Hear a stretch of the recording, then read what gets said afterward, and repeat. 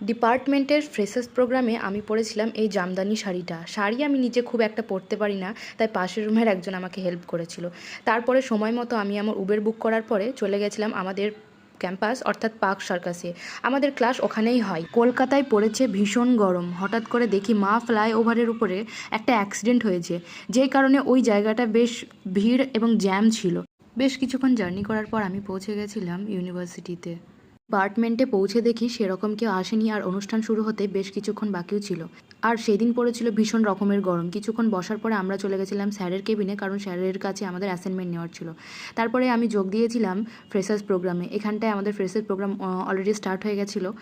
আর অ্যাঙ্কারিংয়ে ছিল আমাদের জুনিয়র ছোটো ভাই বোনেরা। তারপর স্যার ফ্রেশার্সদের উদ্দেশ্যে কিছু বক্তব্য রেখেছিলেন। আর এখানে আমাদের স্কলার দিদিদের ফেলোসিটেট করা হচ্ছিল। আমার ফ্রেন্ডরা খুব বোরিং ফিল করছিল, কারণ এই প্রোগ্রামে আমাদের ক্লাস থেকে সেরকম কেউ অ্যাটেন্ড করেনি। এই সব কিছুর মধ্যেখানে লাঞ্চেরও টাইম হয়ে গেছিলো, আর লাঞ্চে দিয়েছিল স্যালাড আর চিকেন বিরিয়ানি। তারপরে এখানটায় জুনিয়ররা নিজেদের মধ্যে কিছু প্রোগ্রাম করছিল। বেশ খানিকক্ষণ থাকার পরে আমি সেখান থেকে চলে গেছিলাম।